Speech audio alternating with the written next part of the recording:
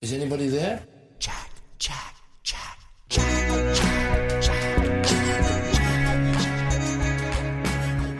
Jack. Welcome to Rock's Back Pages podcast. I'm Barney Hoskins, and I'm here with Mark Pringle. Hi, Barney. And Jasper Morrison Bowie. Hello, Barney.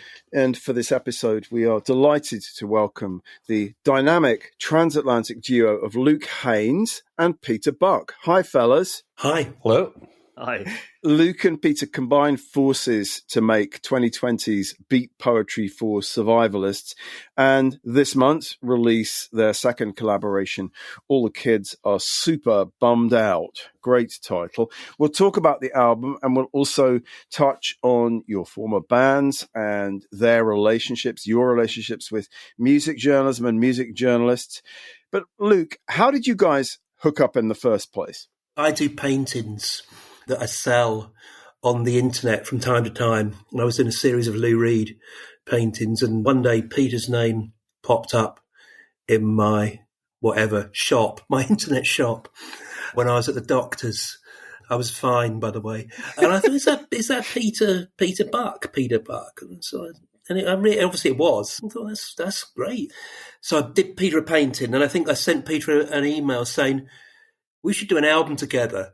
To which he promptly replied, I'm a bit busy, if I remember correctly. And then he did it then. I think about a few weeks later, he sent a demo to me. And that's how it started, really. That's about right, isn't it, Peter, I think? Yeah, I was actually right in the middle of making a record. And I just thought, that sounds great, but this very day I'm busy. I think a week later, a week or two later, I wrote and just said, hey, what if I just started sending you stuff? And if memory serves, the album is chronological in the order I sent them to him. So it is, yeah. That's the first album. That's beat poetry. Yeah. Yes. And what was your, did you have a kind of mission statement for your collaboration? I think the original thing when you're doing something like that is just to kind of dive in and see if it can work.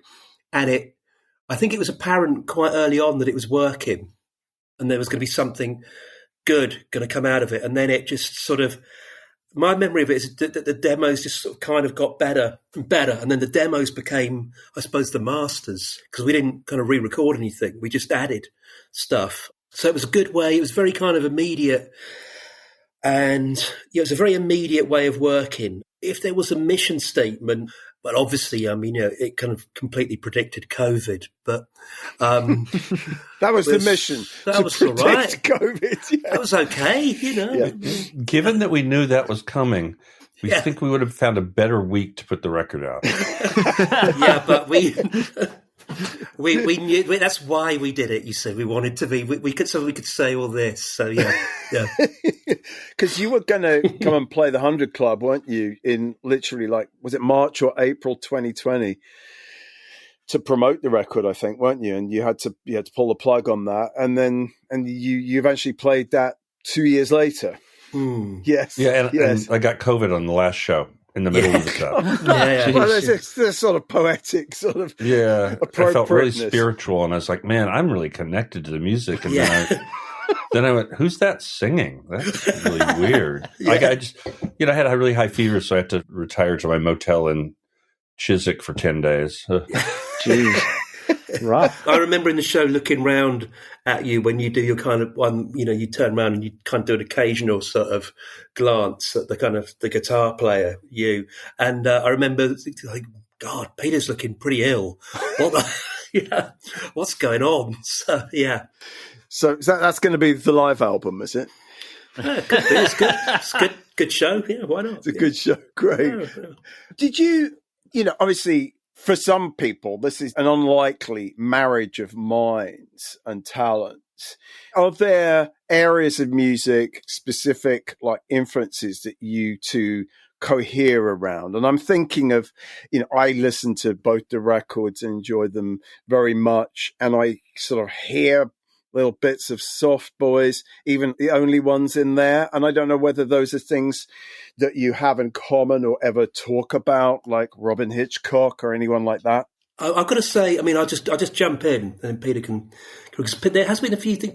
There's been a few things whenever records get reviewed, it's kind of, they say it's a really strange pairing. I don't really get that at all. I mean, I don't know why it is, because we kind of, we've probably got a lot of records that we listen to in common, and I don't know why. I don't know. What do you think, Peter? People always ask me about things like this, and I just go, I have more in common with a 21-year-old African-American hip-hop guy than I do with a 60-year-old white insurance salesman. Musicians have a lot more in common than you might think. And yes, I'm sure we've read a lot of the same books and listened to the same music. And, it also, this is what you do. You write. And I have friends that I've attempted to write with, and it just doesn't work very well because we have such different ways of writing a song. And with Luke, it was like, I sent him a song, he did it, and I sent him another, and he did that. It seemed simple from my end. Peter, do you get a chuckle when lyrics such as Andy Warhol was not kind come back over the ocean? Well, generally I'm trying to pick up the cultural references that aren't specifically American. So, like the first song on the first record, the Jack Parsons song, I knew who Jack Parsons was. I have no idea what those kids talking and yelling were about. So I had to write Luke, who explained it to me, and I actually found all that stuff on YouTube. So now I'm au fait with those English ghost kids. So, right. But it's a lot of the language is fairly similar, in that I think that when we grew up playing, I'm sure that Luke listened to the Velvet Underground in the same way that I did. And, of course, the Beatles, that was from our kids. All that stuff crosses through there. Yes. And there seems to be a lot of T-Rex in the first one, too. Yeah. And that's sort of the kind of the sort of the language of pop or rock, whatever you want to call it, or anything else. It tends to be it kind of is a language of its own anyway. So I'm not sure, there's the old thing about, English and American separated by the same language, all that kind of nonsense. But I don't think that's true in the sense of rock and roll music. Just the English do it in a kind of a different way. It's kind of a bit more skewed from the English. But when I play with Americans, it's much more it's kind of rock, which is in a way that English people can't really do, if that makes any sense at all. Yes.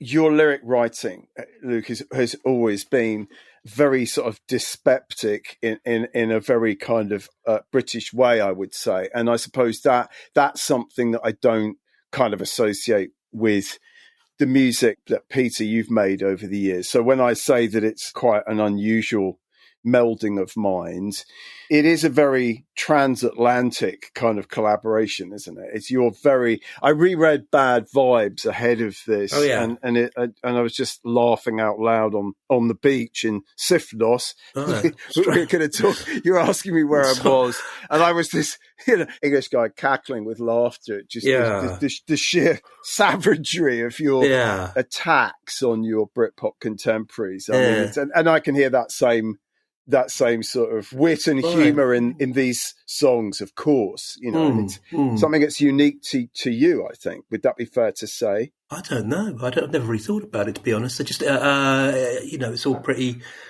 pretty kind of, it's just, the older I get, the less I think about it. And the easier it gets. I don't know if that's a good thing or not. I might be, for all I know, I might be just like churning out absolute garbage. I don't know. No, who knows? It's not. I think it's all right. I think it's pretty good, and I've been doing it long enough. But I never really kind of examined it. I don't know. I think if I kind of examined it too much, it might be a mistake. I'm sure Peter's never really, or maybe I'm wrong. You just sort of do it, don't you? It's just geez.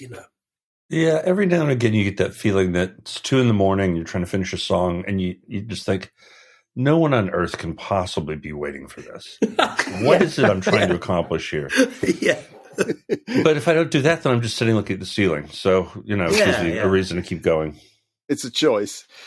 I think it's a straight choice. I think you do have to kind of cast aside you have to work in a spirit of kind of blind optimism that in some way it doesn't matter. But it probably doesn't. And, if you kind of think about, if anyone, there's a high possibility that no one gives a shit, I think you just have to plow through that one.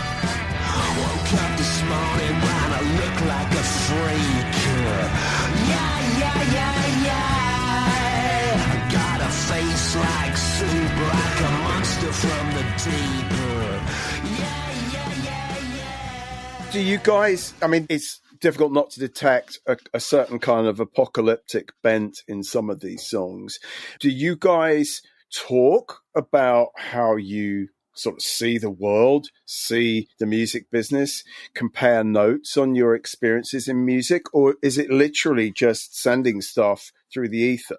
There's a bit of, I mean, I suppose we discuss a few things on the email and stuff, but I mean, it's generally, we just sort of, it's fairly unspoken, isn't it, really? I mean, we just kind of do it, and there's been nothing, that's been kind of like, I can't work on this, or I don't think I've sent anything to Peter that has, really kind of offended him or thought this really is like, this is a step too far, or, and that's a good way to work. I don't think you almost want to be working on a kind of subconscious level, really.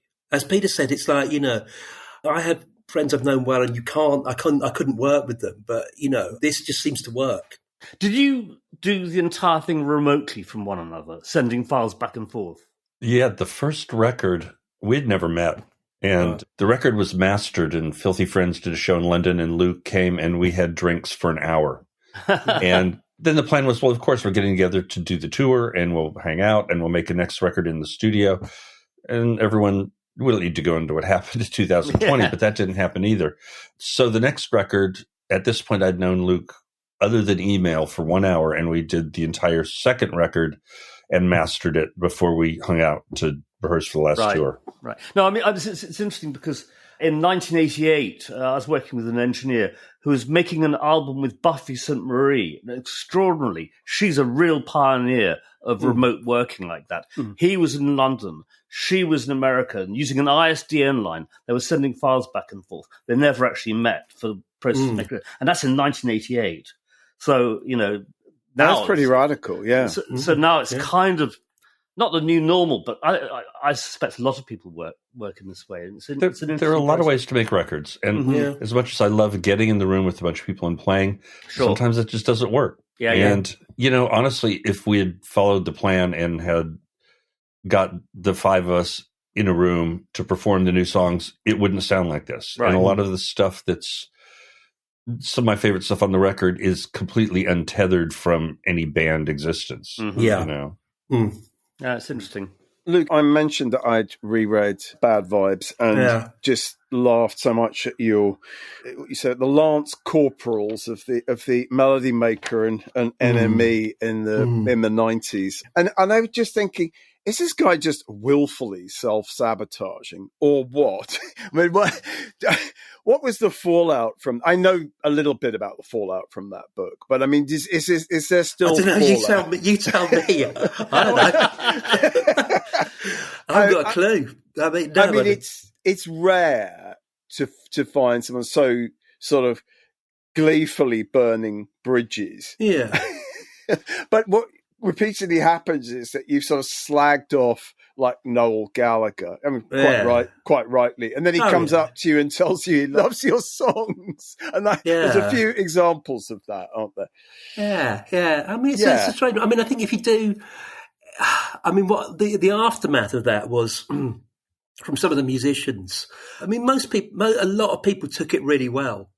I think if you do something with a certain amount of panache, you can get away with it. So, there was people. Most people took it pretty okay. I was surprised about. I mean, at the time, I didn't really care. I was going to say, were you disappointed? No, I wasn't really thinking. I wasn't when I wrote the book. I was thinking maybe I won't make any more records anyway. So it didn't really matter. Or even if I was making records, I would. That's what needed to be done at the time. And I got all that stuff out of my system, so it can, I'm free to kind of go on and not have to think about the 90s too much anymore. Not that, the 90s was fine. I mean, without all that stuff. The thing is, without all that Britpop stuff, we would have sold a lot less records. So we did sell, because of it, we sold more records, even though I thought it was like garbage. For any listeners who aren't aware, the subtitle of Luke's book, Bad Vibes, is Britpop and My Part in Its Downfall. It's a fascinating thing to revisit, whether it's about Suede or Pulp, or because you're on the same label as Pulp and so forth. So yeah, I really enjoyed rereading it. Just on the subject of like music journalism and, you know, the relationships you guys have had with music journalism and the rock press. Peter, one of the best pieces we have on Rock's Back Pages, in my opinion, is the 1994 interview you did with Anthony de Curtis about quote unquote rock criticism. I think it's called Rock Criticism and the Rocker. Not my title. Not your I figured it wasn't your title. It's quite a de Curtis title. From a man who at that point was, you know, one of the biggest rock stars in the world. It's a really thoughtful conversation about the impact that music journalism had on you, as well as about R.E.M's relationship with the music press. Do you remember having that conversation with Anthony? Yeah, absolutely. Well, first of all, we were friends, and yes, you know, and I've been so much of how I learned about music was reading the journalism, and I was lucky to read things, you know, about the Velvet Underground when I was 13. You know, and I'm like, oh, I'll go discover that band, and probably my sensibility is more in tune with someone who intellectualizes their appreciation of music as opposed to the kid who drives around in his car with an 8-track drinking beer. I was that guy too. But you know, rock criticism, you know, I find less of it exciting right now. But you know, in the mid 70s, you know, with the Lester Bangs and all the great people going on, you really found something that you could say, okay, this is telling me something about this world that I didn't know. Mm-hmm. In that piece, you mention our dear friend John Mendelsohn, who probably only John Mendelsohn can rival Luke Haines in terms of the sort of splenetic diatribes about other musicians. Mark can bear me out here. John, who I think is the funniest rock writer ever. I'm not sure you could probably count the number of positive pieces, Mark, couldn't you? John has written on one hand. When he was a guest on a podcast, he said this marvelous thing. He said John Landau said to him one day, "Do you actually like rock?"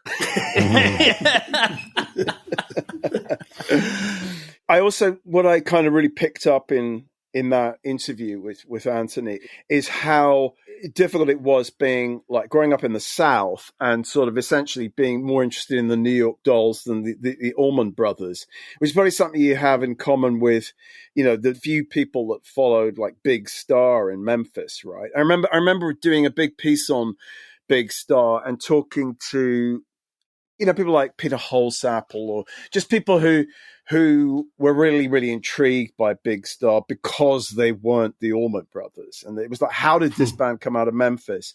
So did you feel like, you know, you were subscribing to the Village Voice picture, I think, when you were like, you know, 14 and reading about the sort of the New York bands and so forth. I mean, did you feel very much like a fish out of water in Georgia?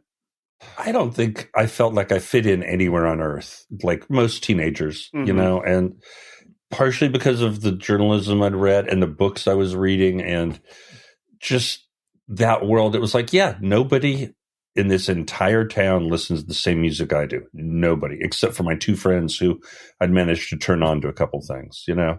But I just figured, like, well, that's good. I'm not like these fucking losers, you know, because I mean, I'm sure they're lovely people and all that, but Roswell, Georgia in 1971 was not a place where you wanted to think about anything. I mean, so yeah, it was a way to find myself and books also, you know. I mean, I was the only guy reading like Kerouac and Norman Mailer and, you know, anything of that nature because nobody. You couldn't find that stuff in the bookstores. You couldn't find it in the schools. It was like, I'd have to read something that someone mentioned that, oh, this was a good book. And then they'd have to go to a library 20 miles away and check it out. And searching was a huge part of what my life was. This world I'm in does not make any sense at all. So I'm going to find a world that does. Right. Yeah, well, that makes sense to us. Luke, sorry, I beg your pardon. Go ahead. So I was just going to ask Peter, like at the end of that Anthony de Curtis piece, you talk about how you have a lot of friends who are critics because your interests are the same and you're still reading fanzines and listening to all kinds of different music. So 2 questions. First of which, Do you still give lots of attention to just exploring as much music as you can? And second, is there an alternate universe where you might have been a music critic rather than a musician? Ideally, I mean, I didn't think there was a chance in hell being, I lived in a small town in Georgia. I never met anyone who liked the same music I liked. What's it till I got to Athens that I started meeting people who definitely we had at least some similarities musically. I kind of assumed, well, maybe I'll just write about this stuff. And it could have happened. I never got around to doing it, Sure. I don't know why. But there wasn't anywhere, the high school newspaper, no. And, the Athens Banner Herald, I mean, they didn't write about music, so I think it was, but it might have been something I would have pursued if the band hadn't come along. Luke, did you ever read the American music press, or was it just the UK Inkies when you were growing up and getting into music? Well, it was. I started reading the music press at about 13, so it would have been Sounds was what I used to read. I don't know why I was more drawn to Sounds than the NME or the Melody Maker, and I read Sounds for years. Was that your fondness for Oi which led you towards Sounds?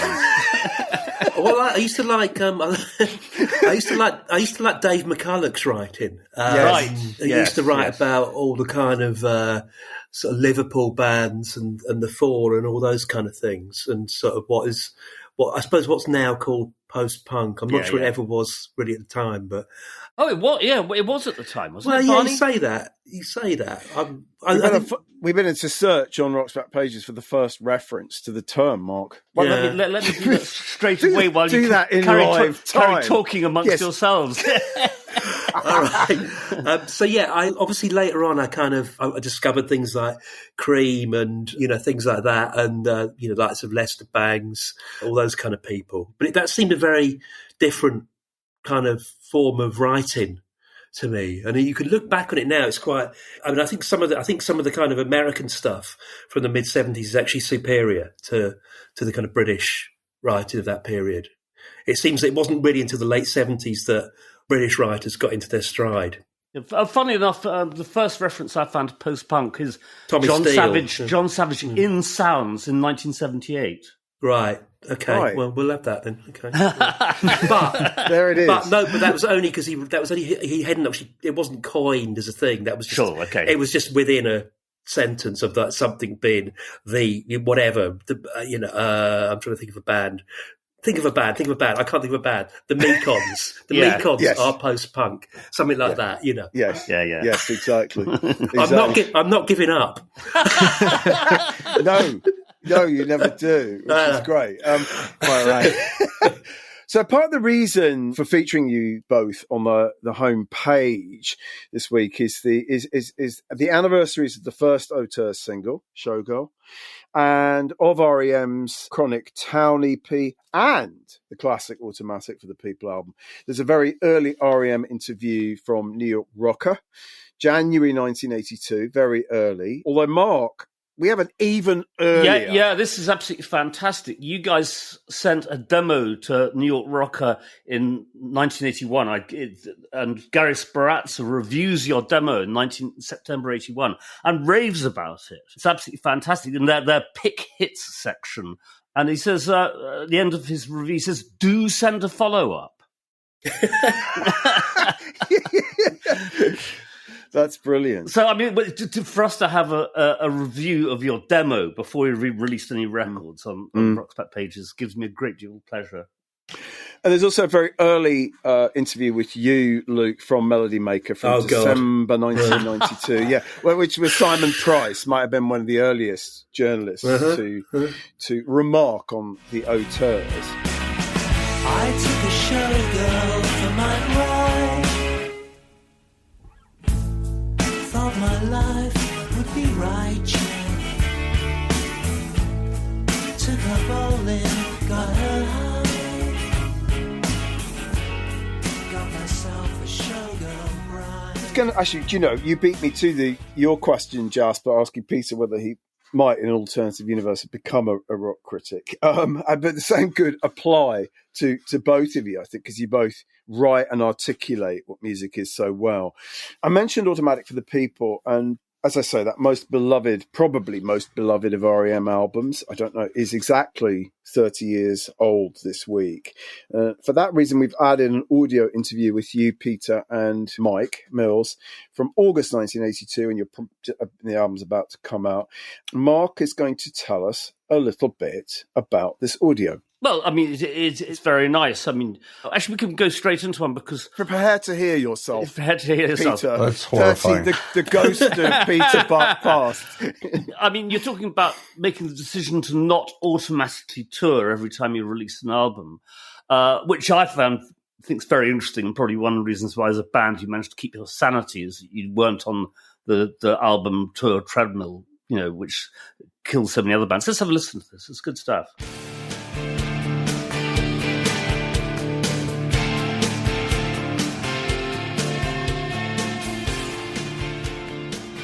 In the South, in Georgia, there still isn't a showbiz thing. There isn't a rock and roll, road to success. So we kind of just made it up. And we toured and made a little independent record by ourselves and signed a little small label. And just, we were kind of approaching it as opposed to like some showbiz thing, just like what we do. Okay, we're going to go play here, we're going to go play there. And day to day. Yeah, and as far as that goes, so we do it now. Well, we'll make a record, we won't tour this time. Mm-hmm. I mean, I guess it looks from the outside like there's some overall master plan going on. But you just kind of go, well, this makes sense today.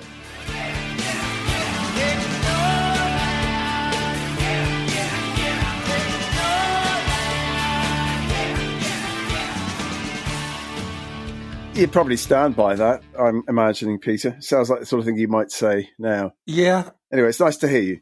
I mean, I like to have a future plan, but I never follow it. I've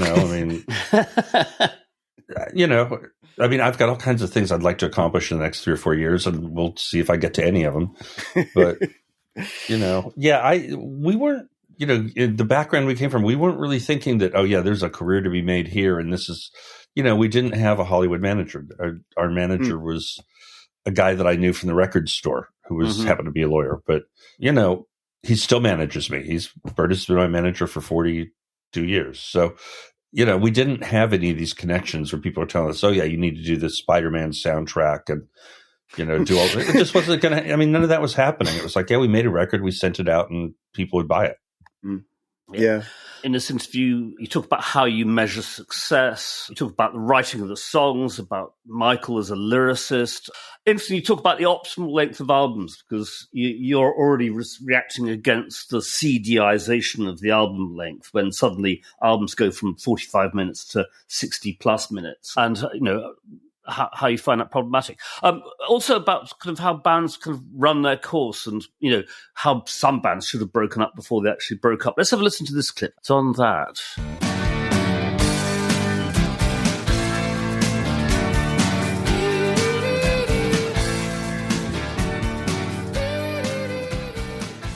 Every time you make a record, every time you write a song, you think, why am I doing this? Am I doing it to pay the mortgage? Or this is what we do. To a certain degree, when I was younger, I'd look at these people and go, just why don't they quit, But, again, what am I going to do? Stay home? Put it this way, if we start making bad records, I'll quit making records. That's right. As long as we're doing good work. And we get along. See, the thing is that most of those bands were famous from the very first day. It's like the Rolling Stones. I was reading one of those books about them. And, they were 19, and they'd done, 4 months of gigs, and they were playing to 5,000 screaming 14-year-olds. We played in obscurity, complete obscurity for 6 years. We had our first 4 records out, and nobody except for rock journalists, college kids. That was it. Didn't sell any records. So for me, it's like we're a new band to a certain degree for it's not like we've been in the public eye. And it's kept us fresh. Everything has changed, over the last 5 or 6 years, and that keeps it different.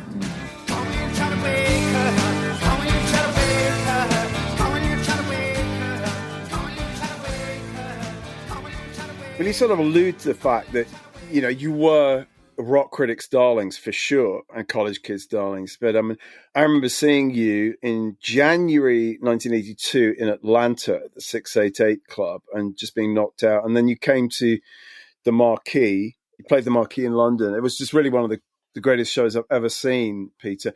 In that interview with Anthony, you talk about these crazy reviews you were getting in the UK press, and you say no band should get reviews like that. I think mine was probably one of them, because it was just so like, wow, this is just the greatest new American band. One of those, but it really was. And I still have this, which was sent to me from Radio Free Europe, the single. I think it's worth quite a lot of money now, isn't it? That Hibtone single. Yeah, it's funny. All the guys in the R.E.M. band were on a text chain because somebody had written one of us and said, "Look, I managed to find one of these. It was only $200." And we're like, Jesus. And none of us own a copy of it. Nobody. Really? We're like, nope. Bill gave his to an ex-high school girlfriend who got drunk and left it in her car and it melted. And I don't know where mine went, and just like, yep, I kind of thought I'd have all that stuff, but no, I don't have any of it at all. Do you guys want to start bidding for my copy? No, you know what? If I had all that crap I'd put out over the years, I'd have to get another house. I just got four. It's here.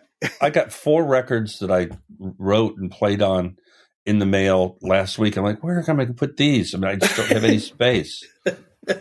Yeah, but this is like a holy relic. Come on. It's such a great record, too. I mean, I just remember putting on Radio Free Europe the first time and just thinking, oh, wow, this is just so much better than all this terrible pop music that's coming out of London right now. But that was just me.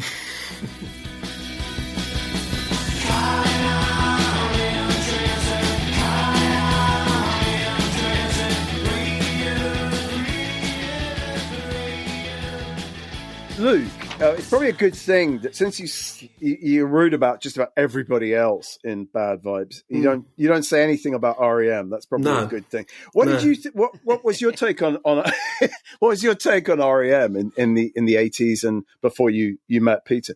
Well, they were. I mean, it's one of those things that they were. Album number 3 hangs in the balance here. Yeah, it was a thing that was kind of there, that was, no one was kind of, how do you say that? It's when I did here you go. I think when I did about my 3rd gig in one of my teenage bands, and we were pretty good actually. We were all right. We weren't that bad. We had some of our own songs, and some guy came up to me and he said, "Have you heard of R.E.M.?" And I said, "No." He said, "You want to get their album Murmur? Because your stuff sounds a bit like that." It didn't, but I got Murmur. So from there on, I've always sort of been into it. I like Monster's my favourite album. So we were playing What's the Frequency, Kenneth, earlier today, and it still really rocks, Peter. I think it never fails to get me off my seat. I love that track. What's the frequency, Kenneth? This your Ben's train. Peter, what did you make of like the Auteurs and perhaps Britpop in general? What was were you kind of aware of it at all, or you were just floating above it? No, I always read and I always buy the records.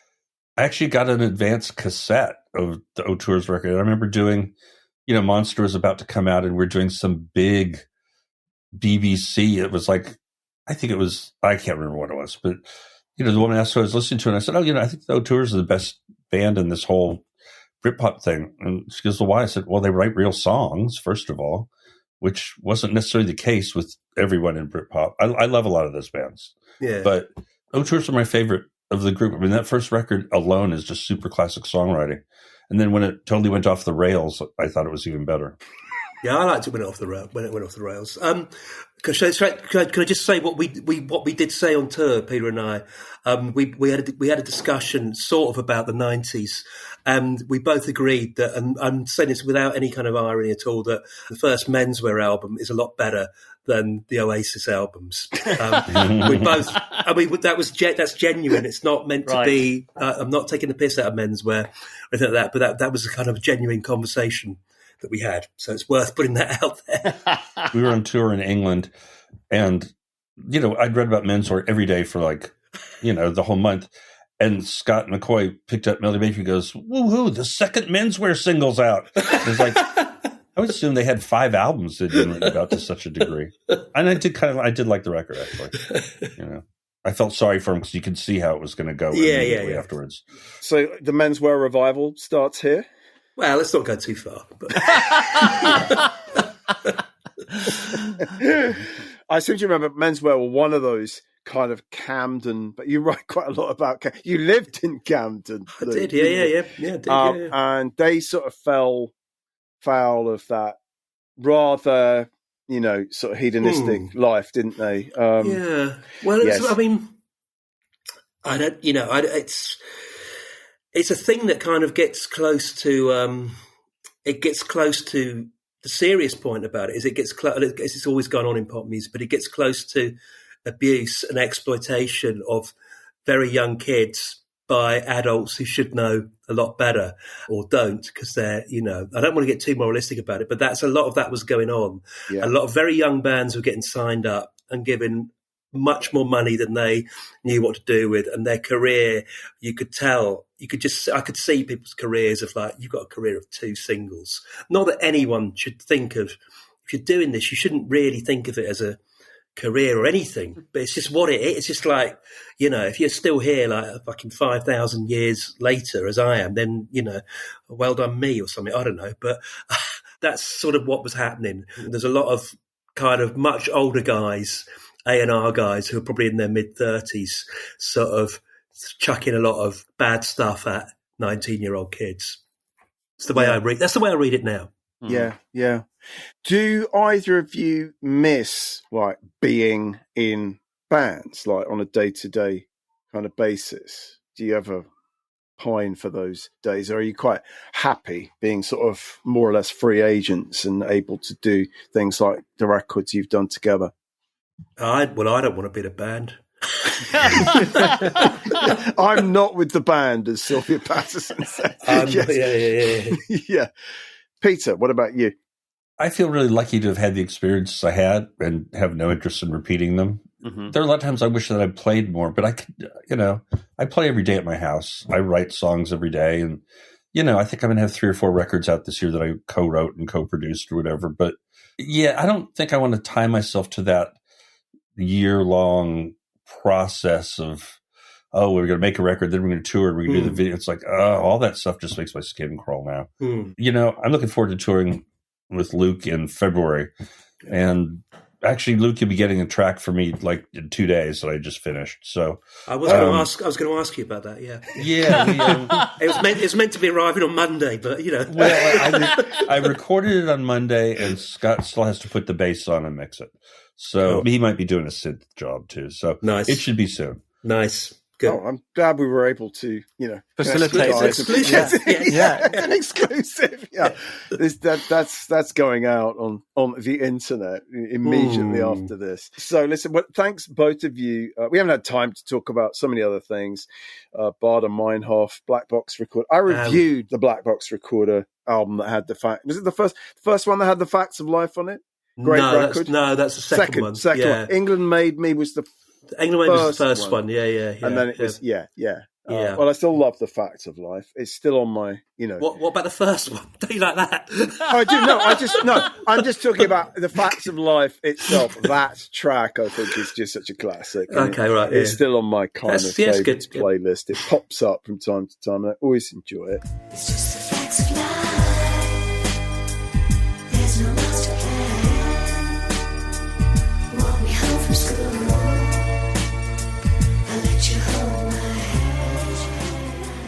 Thank you both of you for sharing your reflections and recollections of bygone days. Please stick around to just chip in with any thoughts you might have on. We need to talk about Pharoah Sanders, who died on September 24th. So I'm going to hand over to, I'm a jazz ignoramus, so I usually hand over to my colleagues to tell us a bit about the greatness of Pharoah Sanders. So, Mark, what's your take on the great man? Well, I think he's tremendously interesting because what he did was so varied that more than any of his guy emerged as part of John Coltrane's late band in the mid-60s, but he was never locked into that particular area or way of playing. So the sheer variety of the stuff is astonishing. I mean, Jasper, you're a pretty big fan, yeah? Yeah, what stuff do you particularly like? Starting with the most recent thing, I think the album that he did last year with Floating Points and the LSO London Symphony Orchestra is just a wonderful record. It's beautiful. It is beautiful. Very, very beautiful and very moving, and I think it's a fitting kind of endpoint to his recording career. And I think going back, we were talking the other day about the Alice Coltrane album that he did, and the early 70s when he's really kind of exploring the sort of spiritual jazz kind of angle. But yeah, massively varied, incredible tone, incredible sound, so focused on just the texture of sound and those, the sheets of sound as it's often referred to. I just find that it's imbued with a lot of feeling, and you can tell that through playing so much free stuff, when he then does come to a more structured surrounding, it gives him this, he kind of gets to float down onto it rather than having to build up to it. I don't know. I think he was capable of a sort of beauty that actually not many of his contemporaries were, where a lot of those people who came out of free jazz hyper aggressive. I think to some extent people like Albert Ayler sort of fall slightly into that category, whilst Pharoah sort of actually was capable of producing great beauty as a tenor player. He does retain a sort of kind of melodic thing quite a lot of the time, which you get, which is less so, like you said, with like Albert Ayler. And, and I was actually, oddly enough, the last 6 months or so, I've been playing the Karma album quite a lot. It's one of those things, and I like the fact that there's almost sort of like, although they're kind of long kind of mantras and stuff, there's sort of songs on it, but it's actually, there's actually lyrics and stuff like that, which is quite, I suppose, I guess, like the Coltrane thing, when they suddenly kind of go into a chant and that stuff. Yeah. Sure. Yes. It's worth mentioning that Don Snowden, the great LA writer who now resides in Valencia, but was a sort of mainstay of the LA scene, has written, especially for us, a very personal homage to appreciation of Sanders, which is the main piece in the longer bisection on the homepage. But there's also an interview that Chris Ingham did with Sanders in 2000. It's just a short piece, but there's some nice quotes in there. Peter, are you a sort of Sanders fan? Are you someone who you listen to? I know you have very eclectic tastes. Yeah, I probably wasn't really familiar with him until the 80s, and there wasn't really any critical consensus. I didn't read a lot of jazz writing, so I just kind of bought records used and played them and loved them. I think the more free and out there he got, the more I liked it, because I write song structures. So to hear someone working on something that's not structured, but is really emotional is great. That said, the Floating Points record is not what I look for from him, but it was still really beautiful. It was very composed. There wasn't a lot of freeform stuff. It was, but it was just a really great piece of music, and I thought it was an interesting way to use his talent. Right at the end, it builds up, and as you say, it's very composed and very kind of mellow in a way. Don Snowden mentions that in his piece, that he hasn't actually listened to it, but it sounded a bit laid back for my tastes. It is extremely, laid back, but also very beautiful. And I think when it builds up to those sheets of sound moments, they're all the more potent for the contrast they provide to what's preceded them. For me, when it's just eventually, after like half an hour, 40 minutes, explodes into this wall of saxophone, I find it magical. Beautiful. It's really nice to hear from all of you on Pharoah Sanders.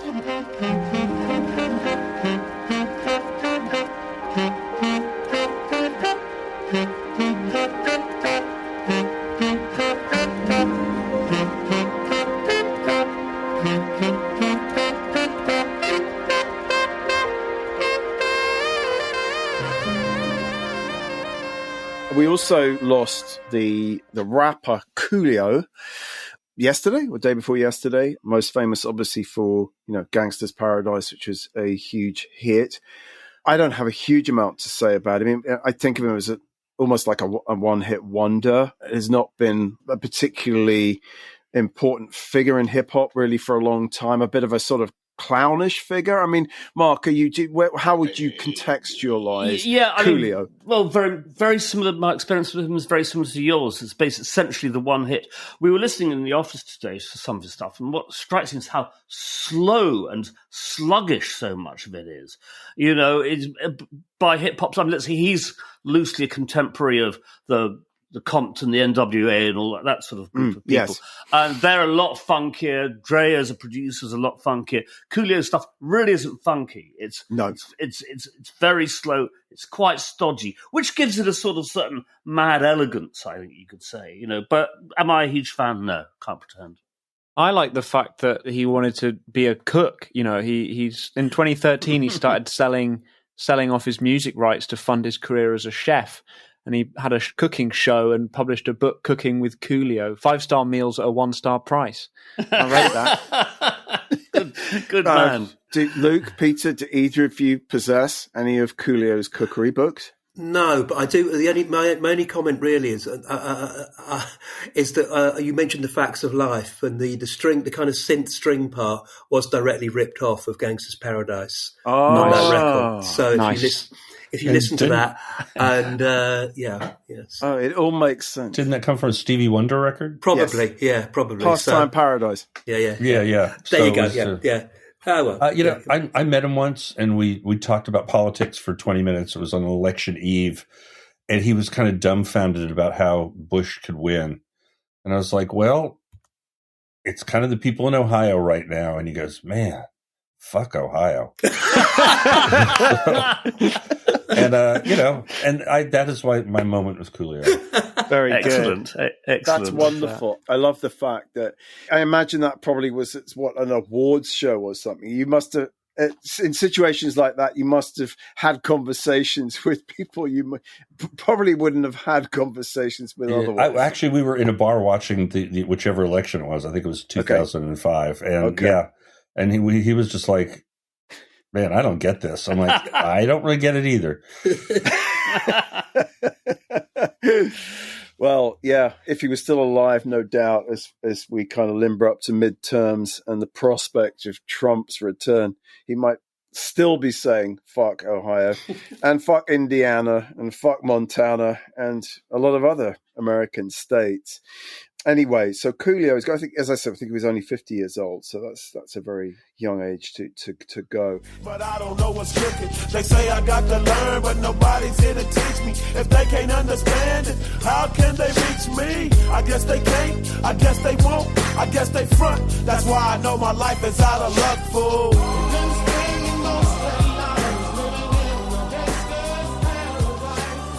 Mark, Jasper, do you have any pieces you want to just briefly tell us about? I've got a few.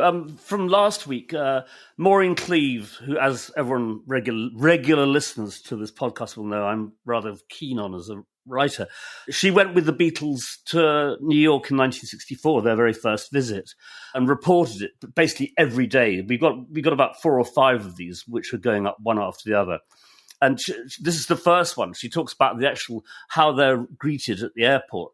And she talks about the fans saying, "We want the Beatles," they cried indiscriminately as they waved banners saying, "Beatles stay here," and "Beatles unfair to bald men," and curiously enough, "England get out of Ireland." So I just love that. Right, Dennis Wilson, been interviewed by Richard Green for the NME in June 1969. "I've lived in a beautiful home in Beverly Hills, in harems, in the mountains, with a family, but where I like best is where I am now." Obviously, the family is the Manson family, which had yet to sort of be exposed. But later on, at the very end of the interview, Mike Love is the Richard Green starts asking Mike Love some questions. Mike Love comes out with some really repellent stuff about his bandmates. And this is him on Brian Wilson. He says, "He is completely ignorant of the situation, except he knows there are a few $1,000s hanging around a bank, and that's broke to him. He has not got the business acumen to know about it. He enjoys being in a muddle by virtue of being sorry for himself."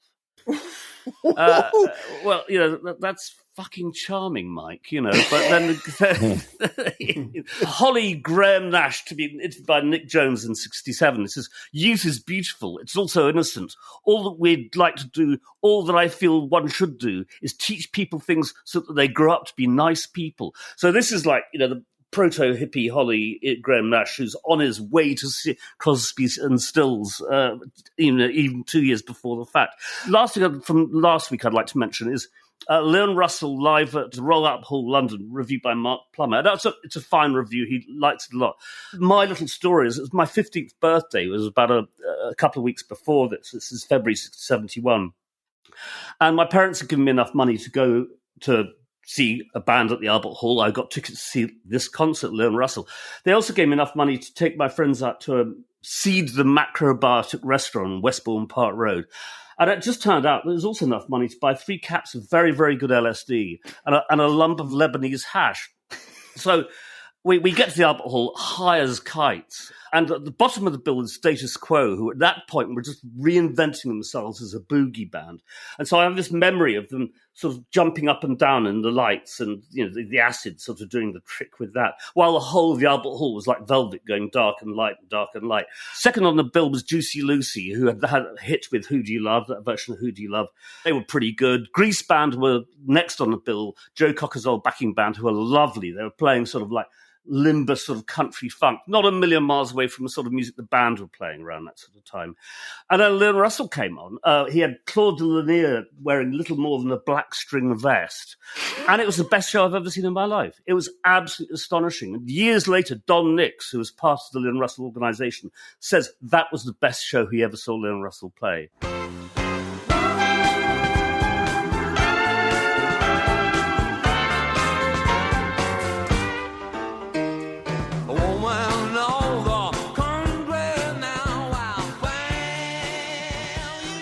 This week, what have we got? Otis Redding being reviewed by Pete Johnson in the LA Times in April 1966. He's playing the Whisky, and he says, Redding drives each number mercilessly, shouting and preaching each song with relentless energy through the enormous sound of his band.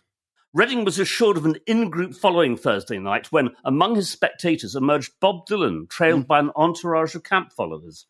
Yeah, that's quite famous. Yeah. I think Otis wanted him to write a song for him, didn't he? So I asked Dylan to write him a song. Anyway, that's my lot. But I just thought I'd chuck in the Leon Russell story, just so everyone knows what a degenerate 15-year-old I was. Did Leon Russell ever mean anything to you, Peter, as a Southern American?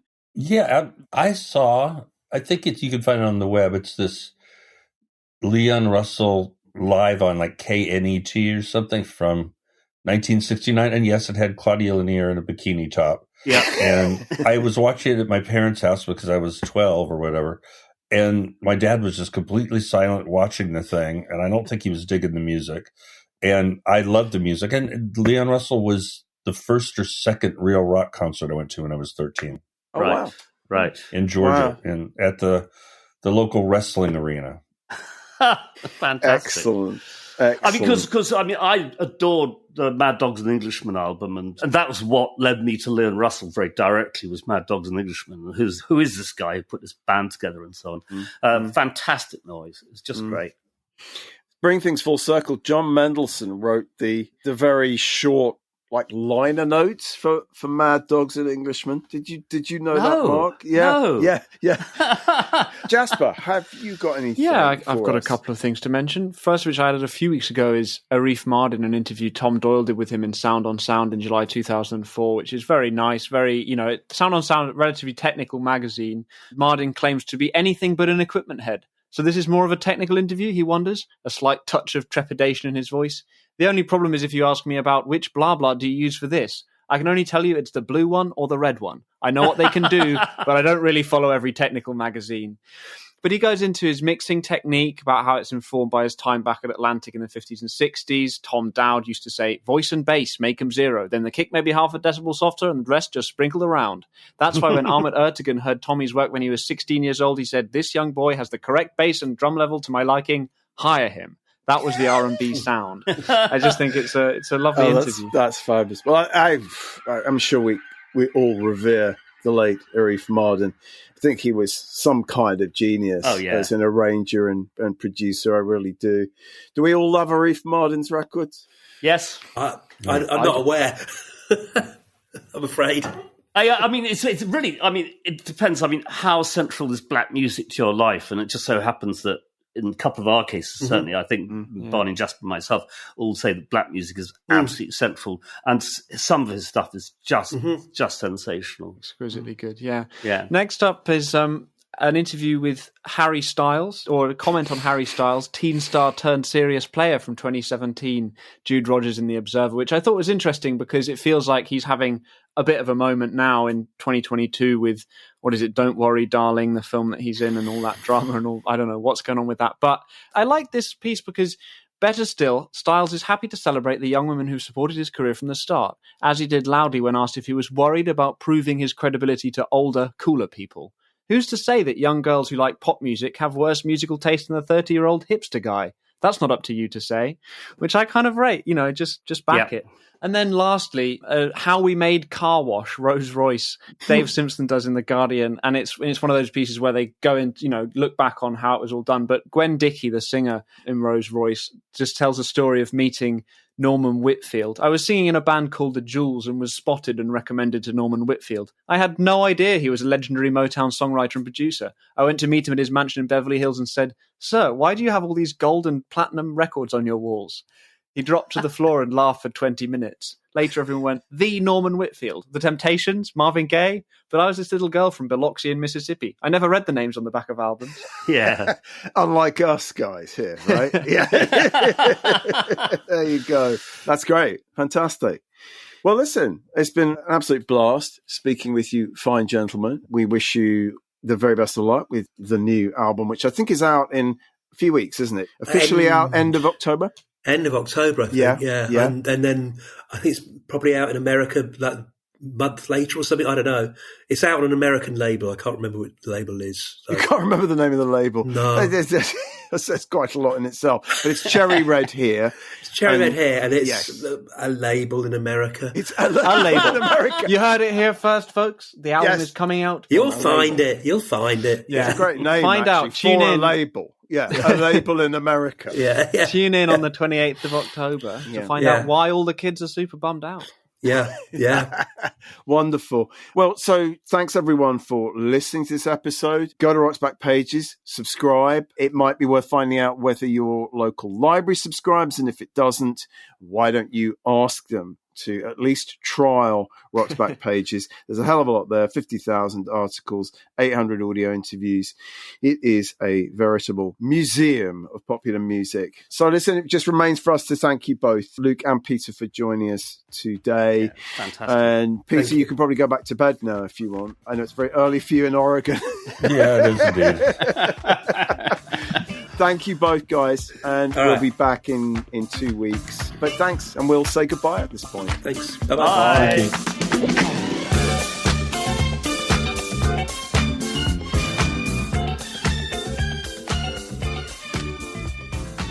That concludes episode 137 of the Rock's Back Pages podcast. Many thanks to special guests Luke Haines and Peter Buck. Their new album, All the Kids Are Super Bummed Out, is out October 28th on Cherry Red. The hosts are Barney Hoskins and Mark Pringle, and it was co-hosted and produced by Jasper, Muris and Bowie.